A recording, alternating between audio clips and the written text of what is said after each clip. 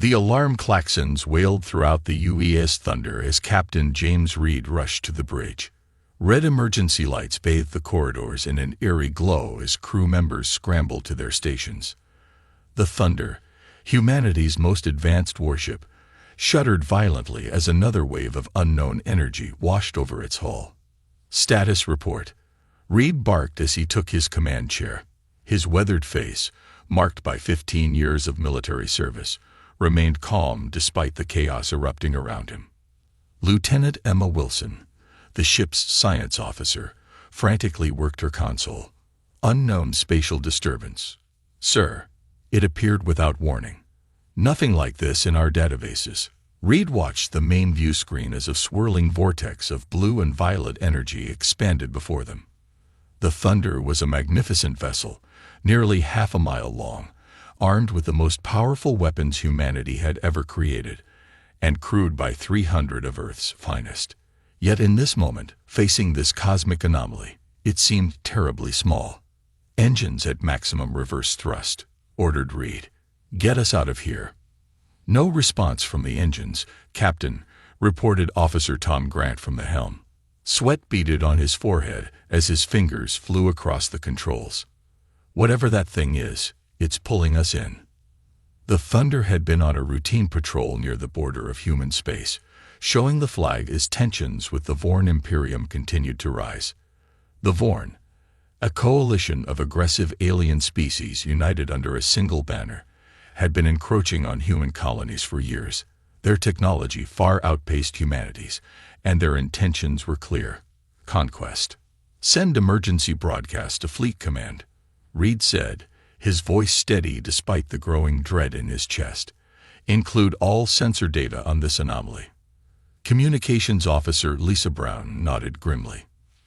"Transmitting now, but there's heavy interference. Not sure if it's getting through." The bridge crew worked with practiced efficiency even as the situation deteriorated. The Thunder continued its inexorable slide toward the maw of the spatial disturbance.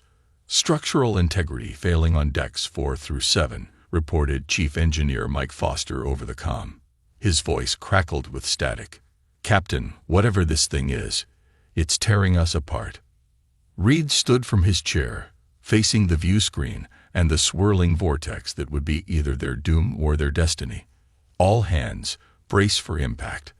This is not the end of our story, it's just a detour." The Thunder slipped into the anomaly with a final violent shudder. The distortion closed behind them, leaving only empty space where humanity's greatest warship had been moments before. 3 days later, in the quiet officers' lounge of Earth's orbital defense station, Lieutenant Mark Davis stared out the viewport at the stars. His leave had been extended due to a family emergency. His mother's health had taken a turn, and for the first time in his career, he found himself grateful for shore duty. If not for that unexpected extension, he would have been aboard the Thunder with his best friend, Captain James Reed. The door slid open with a soft hiss, and Admiral John Wilson entered. His imposing figure, made more severe by his dress uniform adorned with medals from the early Vorn conflicts, approached Davis slowly. "Lieutenant," Wilson said, his deep voice somber, "I thought I might find you here." Davis stood at attention. "Admiral." Wilson gestured for him to sit and took the chair opposite. "The search teams have returned.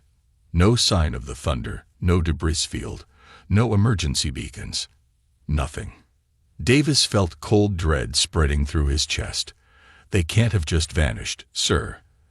The Thunder was equipped with redundant emergency systems. If they were in trouble, we would know."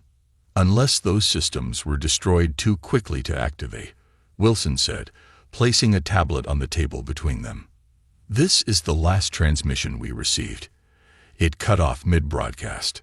Davis picked up the tablet with trembling hands. The screen showed the final sensor readings from the Thunder, a massive energy spike, unlike anything in human records, followed by nothing. Complete silence. "We're declaring them lost with all hands," Wilson said quietly. "I'm sorry, Mark. I know Reed was your friend." Davis shook his head. "No, there's more to this. James wouldn't go down without a fight. There would be something, a distress call, debris, anything. Wilson's expression hardened slightly. I understand your reluctance to accept this, but we need to face facts. The Thunder is gone, along with Captain Reed and 300 crew members. And we need to prepare for what comes next. What do you mean, sir? The Vorn. They've already begun probing our outer colonies. Without the Thunder, our defensive capabilities are significantly reduced. Wilson stood, straightening his uniform. Report to Fleet Command tomorrow at 800. You're being reassigned to the UES Defiant. We need every experienced officer we can get. After the Admiral left, Davis remained in the lounge, watching as Earth rotated slowly beneath the station. The Thunder had been humanity's pride, the culmination of decades of technological advancement, and the symbol of human determination to claim its place among the stars. Now it was gone, and with it, humanity's best hope against the Vorn threat. 6 months passed. The Vorn attacks intensified, focusing on the outer colonies. Argus IV fell after a 3-day siege. New Terra was evacuated just hours before Vorn ships appeared in orbit. Each loss pushed humanity further back toward Earth, their territory shrinking week by week. On the bridge of the Defiant, now Commander Mark Davis watched the tactical display with growing frustration as another colony's emergency beacon went silent. We're too late, Captain Robert Morris said quietly. Again. Davis clenched his fists. If the Thunder were here. But it isn't, Morris cut him off. And wishful thinking won't stop the Vorn. The Defiant was a good ship, but smaller and less advanced than the Thunder had been. Like all remaining human vessels, it was outmatched by Vorn technology. Their weapons could barely penetrate Vorn shields, while Vorn energy beams sliced through human defenses like paper. After his shift, Davis returned to his quarters and pulled out his personal tablet. Despite orders to accept the loss and move on, he had spent his free time analyzing the Thunder's final transmission. There was something about the energy signature of that anomaly, something that nagged at the edge of his understanding. A chime at his door interrupted his thoughts. "Enter," he called. Lisa Brown walked in, the same communications officer who had been on leave with Davis when the Thunder disappeared. Now she served aboard the Defiant as well. "Still at it?" she asked, nodding toward his tablet. Davis nodded. "There's something here, Lisa. That wasn't a natural phenomenon that took the Thunder. The energy pattern is too regular, too structured." "Mark," she said gently, "it's been 6 months. We have to accept." "I can't," he interrupted. "James is alive. I feel it. And we need him. We need the Thunder. Without them, Earth doesn't stand a chance against the Vorn." Lisa sat beside him, her expression sympathetic but concerned. "The memorial service is tomorrow. Will you be there?"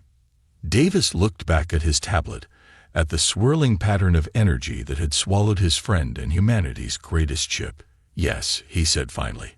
"I'll be there." What he didn't tell her was that he had no intention of saying goodbye. The Thunder wasn't lost. It was just missing. And somehow, someday, it would return. It had to.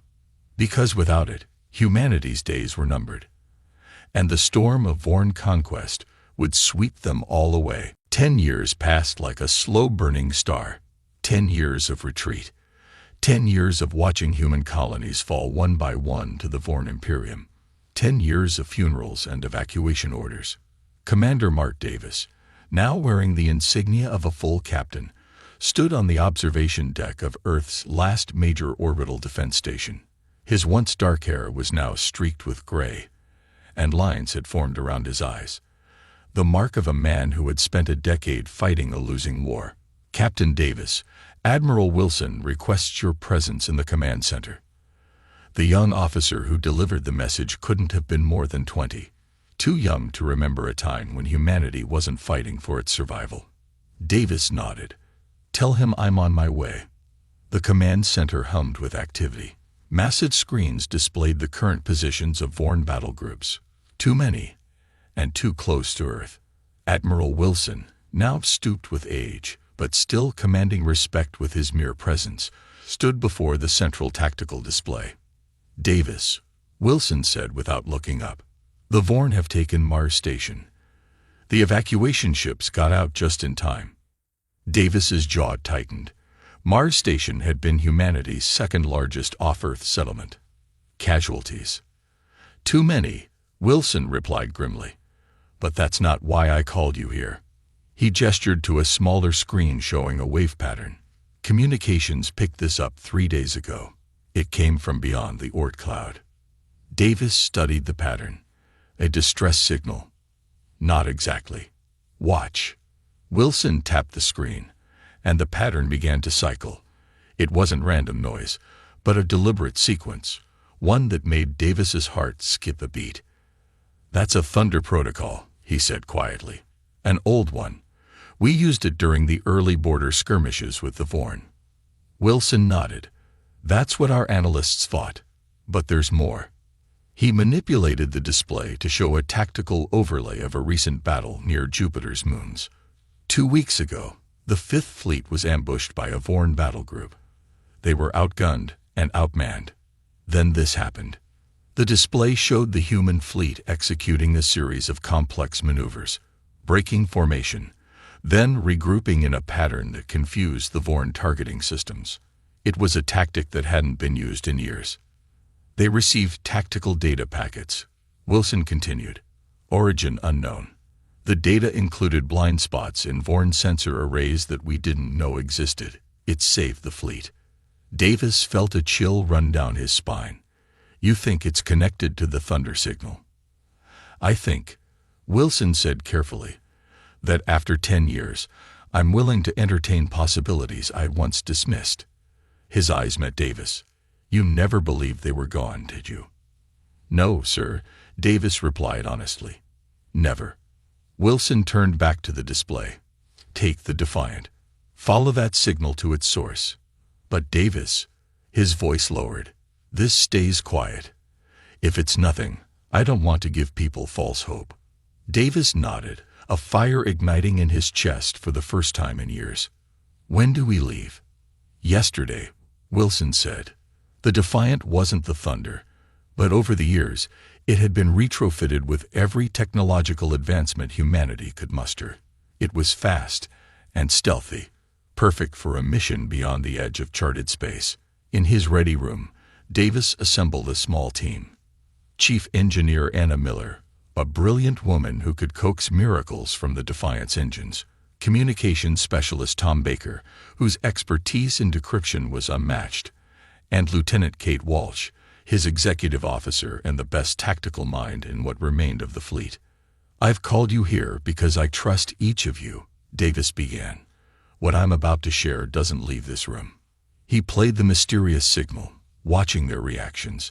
Miller frowned, Baker leaned forward in excitement, and Walsh maintained her professional composure. "That's a Thunder communication protocol," Baker said immediately. "But there's something embedded in it." His fingers flew over his tablet. It's Captain Reed's personal encryption code. I'd recognize it anywhere." Davis nodded, feeling vindicated after 10 long years. "Admiral Wilson has authorized us to track this signal to its source. Officially, we're on a long-range reconnaissance mission." "You think the Thunder is still out there?" Walsh said. It wasn't a question. "I do," Davis confirmed. "And if I'm right, it might be our last hope." Miller shook her head. "Even if the Thunder survived somehow, it's been 10 years. Their technology would be as outdated as ours compared to the Vorn. Unless," Baker interjected, his eyes bright with excitement, "they found something out there. Something that could help us." Davis stood, looking at each of them. "We leave in 6 hours. Get what you need and report to the Defiant. And tell no one where we're going." 3 weeks later, the Defiant drifted silently at the edge of the solar system. They had followed the mysterious signal through the Oort cloud and into the vast emptiness beyond, where stars seemed more distant and the darkness more complete. On the bridge, Baker worked feverishly at his console. "The signal's getting stronger, Captain. Whatever's generating it, We're getting close. Davis nodded. Maintain stealth protocols. We don't know what we're dealing with yet. Walsh approached with a datapad. Sir, long-range sensors are picking up unusual energy readings ahead. Nothing like foreign technology. Nothing like ours either. Davis took the pad, studying the readings. Distance. About 3 light hours, Walsh replied. At our current speed, we'll be in visual range in 18 hours. Davis handed the pad back. Set course. But approach with caution. As Walsh moved away, Miller called from her engineering station. Captain, we're receiving another transmission. This one's different. The main view screen flickered, showing a string of mathematical equations. Davis recognized them. Basic prime number sequences, universal mathematical constants, the kind of pattern intelligent species might use to communicate with unknown entities. It's a handshake, Baker said quietly. They're making first contact protocols. Davis felt a chill. Or they're testing to see if it's really us. He straightened in his chair. Respond with Captain Reed's authentication sequence. Let's let them know who we are. Baker complied, and for several tense minutes, the bridge crew waited. Then the view screen changed again, displaying a simple text message that made Davis's heart skip a beat. Mark, it's James. Stay on this course. We're coming to you, and we're not alone. The message was signed with a code phrase only James Reed and Mark Davis knew, a reference to an Academy prank they had pulled together 20 years ago. It's them, Davis whispered. It's really them. Even as the words left his mouth, the Defiant sensors blared warnings. A massive spatial distortion was forming directly ahead of them, the same kind of phenomenon that had swallowed the Thunder a decade earlier. All hands, battle stations, Davis ordered automatically, even as hope surged through him. Whatever comes through that rift, be ready. The bridge crew watched in tense silence as the distortion grew, a swirling maelstrom of energy that twisted the very fabric of space, and then, emerging like a ghost from the fog of legend, a massive shape began to take form. It was the Thunder. And yet, it wasn't. The hull was the same basic configuration, but it was larger, altered, covered in unfamiliar technology. Battle scars marked its surface, telling tales of countless conflicts. My God, Walsh breathed. What happened to it? Before Davis could respond, Baker called out from his station. Incoming transmission, Captain. Audio only. Davis nodded, and a familiar voice, older, rougher, but unmistakable, filled the bridge. Defiant, this is Captain James Reed of the UES Thunder. We've come home, and we've brought the storm. As the message ended, the sensors detected more spatial rifts opening. The Thunder hadn't returned alone, and whatever was following it through those rifts, Davis knew with sudden certainty, would change the course of the war and humanity's future forever. The command center of Earth's orbital defense station erupted into chaos as alarms blared from every console. Admiral Wilson rushed to the central display, where officers crowded around in disbelief. Report, Wilson demanded. A young officer looked up, her face pale. Massive object entering the solar system, sir. It crossed the Neptune orbital line 3 minutes ago. Vorn? Wilson asked, though something in his gut told him this was different. No, sir. It's moving too fast. Nothing should be able to move that fast. The officer adjusted her readings. Energy signature is off the charts. We've never seen anything like it. Another officer called out from his station. Sir, the object will reach Earth orbit in approximately 40 minutes at current velocity. Wilson's blood ran cold. Even the fastest Vorn ships took days to cross such distances. Whatever was heading toward them was using technology far beyond human understanding, perhaps beyond even Vorn capabilities. Sound general alert. All defensive platforms to maximum readiness. Wilson turned to his communications officer. Any word from the Defiant? No, sir. Still no contact since they left 3 weeks ago. Wilson stared at the approaching anomaly on the screen. Something told him these events were connected. Prepare evacuation protocols for all civilian stations, and get me a direct visual as soon as possible. 20 minutes later, the first images arrived from outposts near Mars. What they showed stunned everyone in the command center into silence. It was a ship, massive, scared, and unmistakably human in its basic design despite extensive modifications. Running along its hull, partially obscured by what appeared to be alien technology graphs, were 5 letters that sparked a wave of murmurs throughout the room. T-A-U-N-D-E-R. Impossible, someone whispered. Wilson leaned heavily against a console. After 10 years, after being declared lost with all hands, after becoming a legend and a symbol of humanity's failing struggle against the Vorn, the Thunder had returned. But it was change. Nearly 3 times its original size, the ship now bristled with unfamiliar weapons.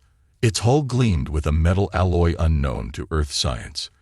Energy patterns rippled across its surface in hypnotic waves. It was the Thunder, but transformed into something beyond human engineering. "Sir," the communications officer called out, "we're receiving a transmission from the Thunder." Wilson nodded, and the main screen switched to show a face that, despite being weathered and aged far beyond the 10 years that had passed, was immediately recognizable. "This is Captain James Reed of the UES Thunder, returning to Earth space after unexpected deployment." The voice was deeper, rougher than Wilson remembered, and the face more lined, with a scar running from temple to jaw. But the eyes still held the same determination. "Request permission to enter Earth orbit. We come with knowledge and resources that will turn the tide against the Vorn." Wilson stepped forward. "Captain Reed, we thought you were dead. It's been 10 years. A flicker of something, pain, perhaps, crossed Reed's face. "For you, Admiral. For us, it's been much longer." He paused. "We don't have much time. Our intelligence indicates a major Vorn assault fleet will reach Earth within 12 hours.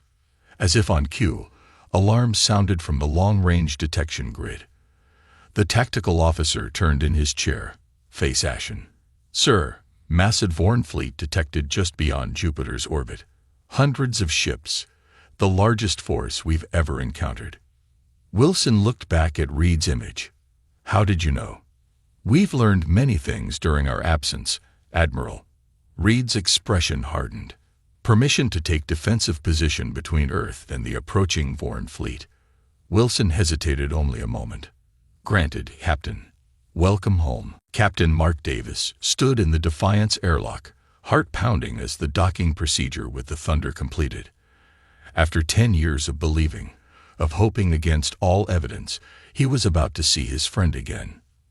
The airlock cycled open to reveal a corridor unlike anything Davis had seen in a human vessel.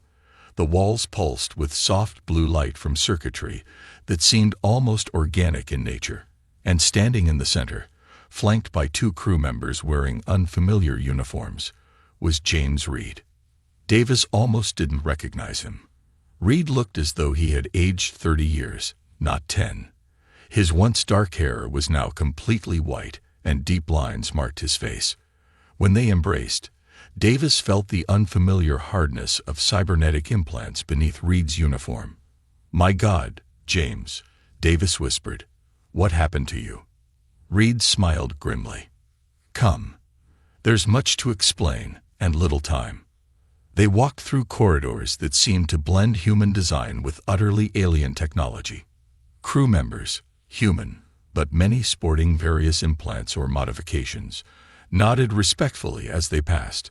"The spatial anomaly that took us," Reed explained as they walked, "was a wormhole to another galaxy. One where time flows differently, faster.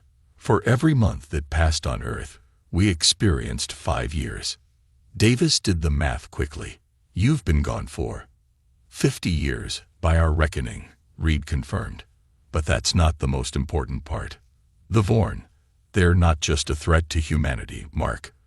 They're a plague that has consumed countless civilizations across multiple galaxies." They entered what Davis assumed was the bridge, though it bore little resemblance to any command center he had seen. Instead of traditional consoles, crew members interfaced directly with flowing holographic displays. At the center stood a three-dimensional tactical map showing both the Thunder and the approaching Vorn Armada. When we arrived in that galaxy, we found the remnants of dozens of species that had been conquered or destroyed by the Vorn. Reed continued. Some had been fighting them for centuries. Others were recent victims. We united them. You built all this in 50 years. Davis gestured at the advanced technology surrounding them. Reed shook his head. We adapted, learned, integrated. The Thunder you knew is still here. He tapped the deck with his foot. But around it, we built something more.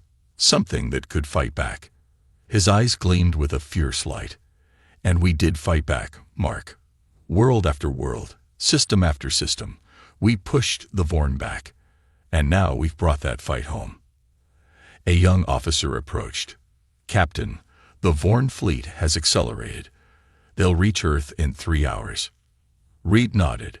Begin power-up sequence for main weapons array. And prepare the transit signal. Transit signal? Davis asked. Reed smiled for the first time. A predator's smile. We didn't come alone, old friend. He turned to the tactical display. The Thunder is just the vanguard. On the display, Davis watched as points of light appeared beyond the Thunder's position. Tiny at first, then growing. With growing amazement, he realized they were ships emerging from spatial rifts, similar to the one that had delivered the Thunder. A coalition fleet, Reed explained. Representatives from 12 species who have joined our fight against the Vorn. The first wave is just 50 ships, but more will follow once we secure Earth. Davis stared at the display, then at his old friend, now transformed into something between a war hero and a legend. You really did it. You found a way to fight back. Reed placed a hand on Davis's shoulder. The Thunder has returned, Mark. And with it, his eyes hardened as he looked at the approaching Vorn fleet, a storm of wrath the likes of which they have never seen. Outside, Earth's remaining defense fleet moved into formation alongside the Thunder. They seemed tiny and fragile next to the transformed warship, a stark reminder of how far humanity had fallen in 10 years. But for the first time in a decade, there was something new in the hearts of those who watched the Thunder take position between Earth and its would-be conquerors. Admiral Wilson stood in Earth's Defense Command Center, surrounded by officers whose faces showed a mixture of hope and disbelief. On the main display, the Vorn Armada approached, hundreds of sleek, predatory vessels that had terrorized humanity for a decade. But between that Armada and Earth floated the transformed Thunder and its alien allies. They're within weapons range, a tactical officer announced. Wilson nodded grimly. All Earth defense platforms, stand by. Let's see what Captain Reed and his coalition can do. The Vorn fleet entered the system with practiced precision. Their forward elements launched the devastating energy weapons that had shattered human defenses countless times before. In previous battles, such an opening salvo would have crippled the human fleet. This time was different. The Thunder didn't evade. Instead, it moved directly into the path of the energy beams. A rippling field of blue-green light flared around the ship as the Vorn weapons struck, and dissipated harmlessly. My God, someone whispered. Their shields just absorbed that like it was nothing. Before anyone could fully process what they'd seen, the Thunder responded. Sections of its modified hull slid open to reveal weapon arrays unlike anything Earth had developed. Beams of brilliant white energy lanced out, cutting through the Vorn's supposedly impenetrable defenses. The first 3 Vorn ships didn't just take damage. They disintegrated completely. The coalition vessels moved with the Thunder, forming a battle pattern that seemed to anticipate the Vorn's every move. Ships of 12 different designs, each showcasing technology from their respective civilizations, attacked in perfect coordination. Wilson watched, speechless, as the mighty Vorn fleet, the terror of human space for 10 years, found itself outmatched for the first time. On the Thunder's bridge, Captain Reed stood calmly at the center of controlled chaos. His officers, some human, some clearly not, worked their stations with practiced efficiency. Vorn command vessels altering formation, reported his tactical officer, a woman whose cybernetic eyes glowed softly as they interfaced directly with the ship's systems. They're trying to regroup for a concentrated attack. Reed nodded. Deploy phase shifters. Target their command links. Mark Davis watched from beside Reed, struggling to comprehend the battle unfolding before them. The Thunder's viewscreen showed Vorn ships that had once seemed invincible, breaking apart under the Coalition's assault. "You've completely outclassed them," Davis said quietly. Reed's expression remained grim. "For now. The Vorn adapt quickly. We learned that the hard way." He turned to face Davis fully, and in the harsh light of the bridge, the extent of Reed's cybernetic enhancements became more apparent. A fine tracery of circuitry ran beneath the skin of his temples, and his eyes held an unnatural focus. "Walk with me," Reed said suddenly, gesturing toward a side chamber. Inside what appeared to be Reed's private ready room, Davis was surprised to find objects he recognized. Mementos from Earth, including a photograph of Reed's family, and a small model of the Thunder as it had been before its transformation. Reed noticed his gaze. "I keep them to remember who we were, what we're fighting for." He sank into a chair that adjusted automatically to his form. "You want to know what happened to us? The full story?" Davis nodded, taking a seat across from his old friend. 50 years, you said. I can't imagine." Reed's eyes grew distant. "The wormhole deposited us in a galaxy the Coalition now calls the Forge. Time flows differently there. We still don't fully understand why. We emerged in the middle of a battlefield. A small fleet of ships, from what we later learned was the Laren Confederation, was making its last stand against a Vorn invasion force. You joined the fight," Davis guessed. Reed nodded. "We had no choice. The Vorn attacked immediately." A ghost of a smile crossed his face. "They were as surprised by our weapons as we were by theirs. Somehow, we survived that first engagement." He stood, pacing the room with the restlessness of a man accustomed to constant vigilance.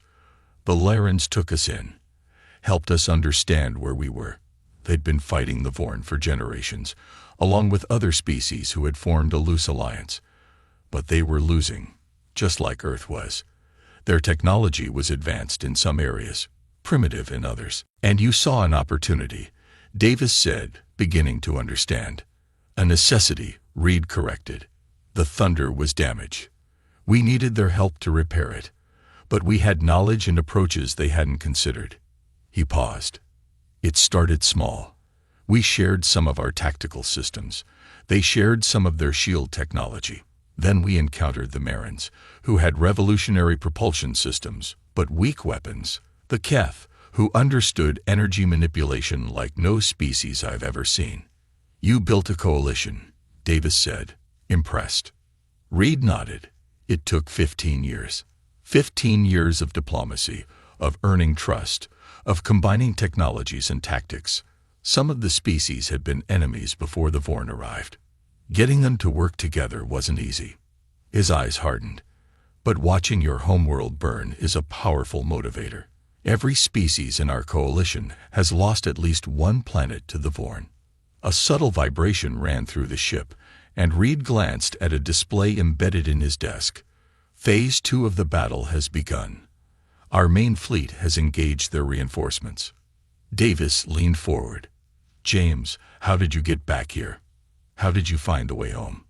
Pain flickered across Reed's face. "That was the hardest part. It took our scientists, human and otherwise, 20 more years to understand the wormhole technology well enough to attempt creating our own. The first tests didn't go well.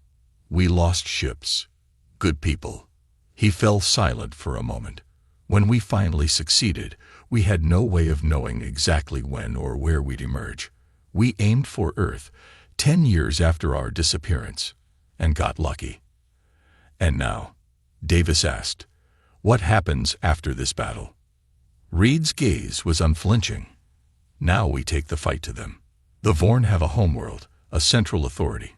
In 50 years of fighting them across another galaxy, we've learned their weaknesses, their command structure.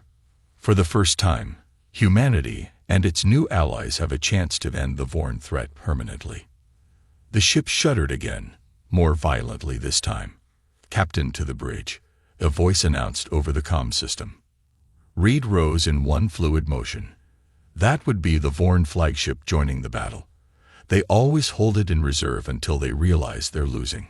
His eyes gleamed with anticipation. Let's go show them what the Thunder can really do. The Vorn flagship emerged from hyperspace like a nightmare-given form, a massive vessel that dwarfed even the transformed Thunder. Black and violet energy crackled along its hull as its weapons systems powered up. In Earth's command center, Admiral Wilson watched with renewed dread. That ship, it's at least twice the size of anything we've seen before. On the tactical display, the Coalition fleet regrouped, forming a defensive perimeter around Earth as the Vorn flagship advanced. Smaller Vorn vessels rallied around it, their formation tightening. The massive alien ship fired its main weapon, a beam of such intense energy that the command center's sensors briefly overloaded. The beam struck the Thunder directly. For one terrible moment, Wilson thought they had lost their miracle. The Thunder disappeared in a blinding flash of light and energy.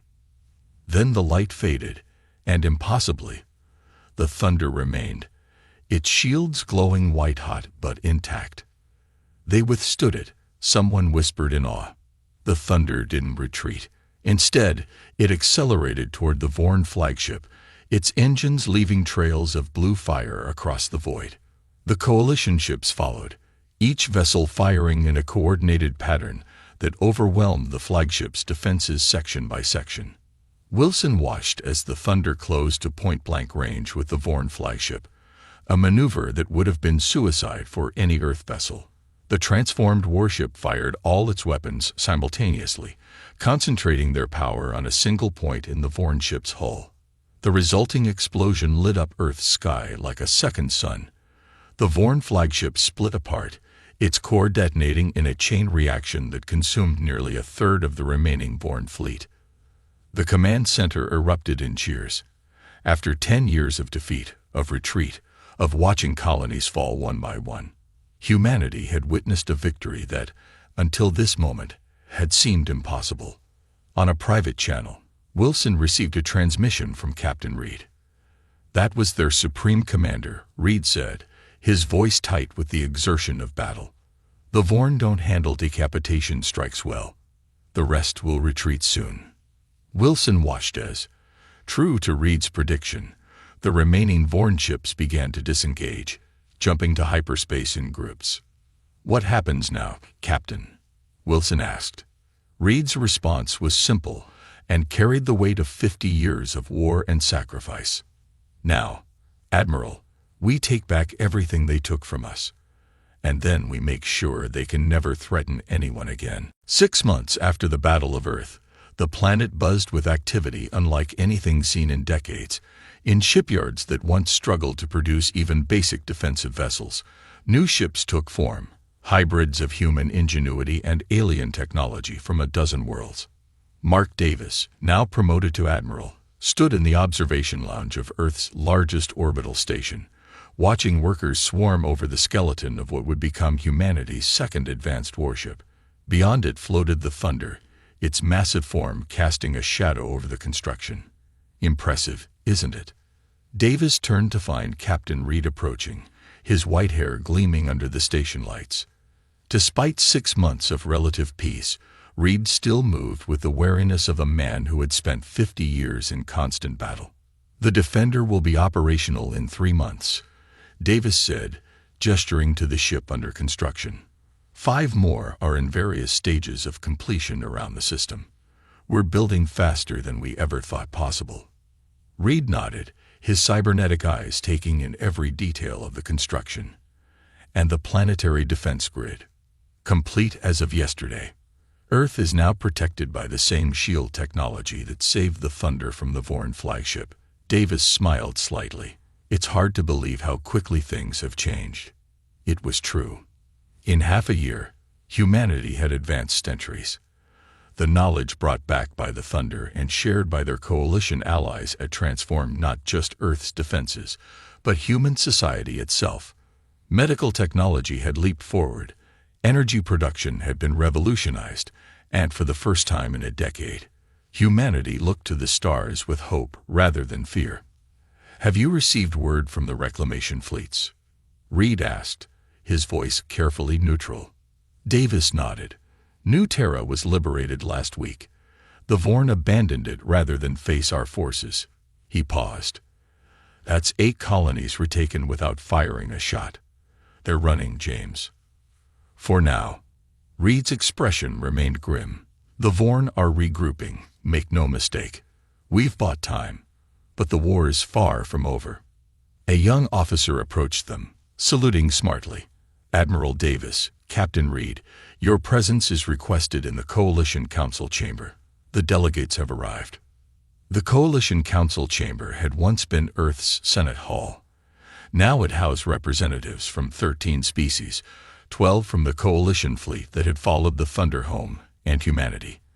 At the center of the circular room stood a holographic display showing the current state of known space, with Vorn-controlled territories marked in red, Coalition territories in blue, and contested areas in purple. As Davis and Reed entered, the assembled delegates rose in respect.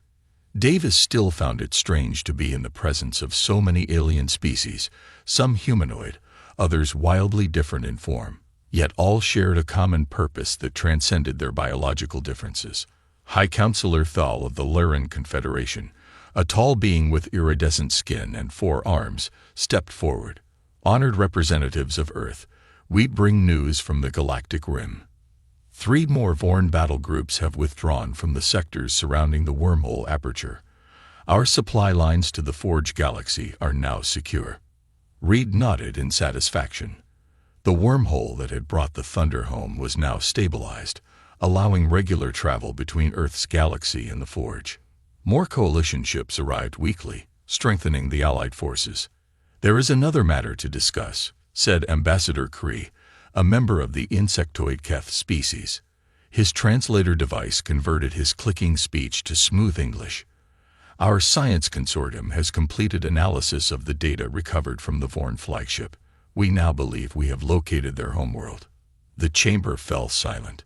In 50 years of fighting across 2 galaxies, no coalition force had ever confirmed the location of the Vorn Central Command or their original planet.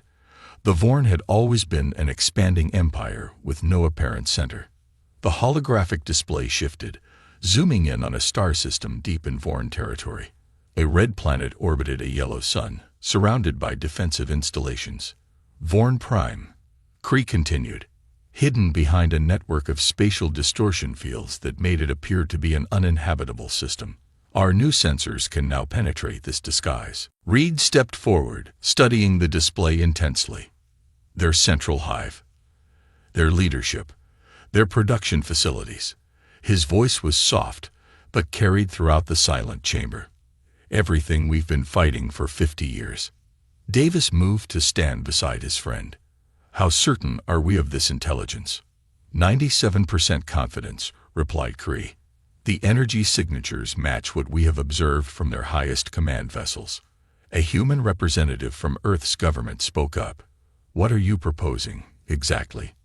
Reed turned to face the assembly, his posture straightening as if a great weight had settled on his shoulders once more. "I am proposing that we end this war.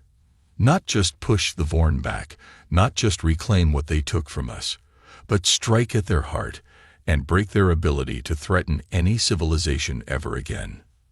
The chamber erupted in discussion, some voices supporting immediate action, others counseling caution. Davis watched as Reed waited patiently for the noise to subside. "We have all lost worlds to the Vorn," Reed continued when silence returned.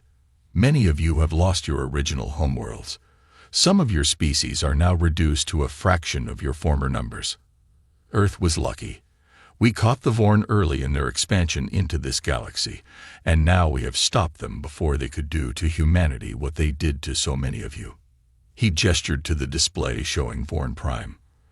For the first time in the history of any of our civilizations, we have the location of their center and the combined might to strike it. I do not suggest this lightly, but I believe we must act now, while they are still reeling from their defeats. High Counselor Thal raised one of her 4 hands. The coalition fleet stands ready, Captain Reed. But such an offensive would require a leader with intimate knowledge of both foreign tactics and coalition capabilities. Someone who has faced them in both galaxies. All eyes turned to Reed. Reed looked at Davis, a silent question in his gaze. Davis nodded slightly. "I will command the offensive," Reed said, his voice firm. "The Thunder will lead the coalition fleet to Vorn Prime." 3 weeks later, Davis stood on the Thunder's bridge as the massive vessel prepared to depart. Around them, over 200 coalition ships formed the largest Allied fleet ever assembled, the spearhead of a force that would change the course of galactic history. "You sure you won't reconsider?" Reed asked quietly, standing at his command position. "Earth could spare you for this mission." Davis smiled. "My place is here, defending what we've reclaimed. Besides," he gestured to the fleet visible through the view screen, "you've got this well in hand." Reed nodded, understanding in his eyes. "We'll return when it's done." "I know you will." Davis extended his hand, and Reed clasped it firmly. "The Thunder always comes home, even if it takes a while." A slight smile touched Reed's lips, the expression still strange on a face that had seen half a century of warfare. "Take care of Earth, Mark. We'll take care of the Vorn." As Davis prepared to return to his shuttle, Reed called after him. "You know, in all our years fighting across the Forge, do you know what gave the Coalition hope? What made species who had never met humans willing to follow us?" Davis shook his head. "It wasn't our technology. It wasn't even our tactics." Reed's cybernetic eyes gleamed with an emotion Davis couldn't quite identify. "It was our adaptability, our stubborn refusal to accept defeat. When the Thunder was pulled into that wormhole, we could have given up, tried to live out our lives in a strange galaxy. Instead, we fought. We learned. We united people who had never worked together before." He gestured to the bridge around them, where humans worked alongside beings from a dozen worlds. "That's humanity's real strength, Mark. Not the ships we build or the weapons we design, but our ability to face the impossible and find a way forward."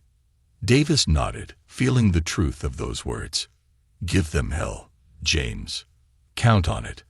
From the observation deck of Earth's orbital station, Admiral Mark Davis watched as the Thunder led its fleet toward the edge of the solar system. One by one, the ships activated their wormhole drives, disappearing in flashes of light as they began the journey to Vorn Prime. The Thunder was the last to depart. For a moment, the transformed warship seemed to hesitate, as if giving one final salute to the world it had saved. Then, in a burst of energy that briefly outshone the sun itself, it vanished into the depths of space. Davis stood alone as the light faded, thinking of the journey that had brought them to this point. 10 years ago, the Thunder had disappeared, taking with it humanity's best hope against the Vorn. Its loss had marked the beginning of a decade of retreat and defeat. Now its return had transformed not just the war, but humanity itself. Earth was no longer alone in the universe, no longer fighting a desperate, losing battle against an overwhelming enemy. Now they stood at the center of an alliance of worlds, united by common purpose and shared determination. The lost warship had returned, and with it came not just a storm of wrath against their enemies, but the dawn of a new era for humanity among the stars. As the last traces of the Thunder's passage faded from Earth's sensors, Davis smiled. Whatever the outcome of the battle to come, one thing was certain. The story of humanity's journey to the stars was just beginning. And this time, they would write it themselves.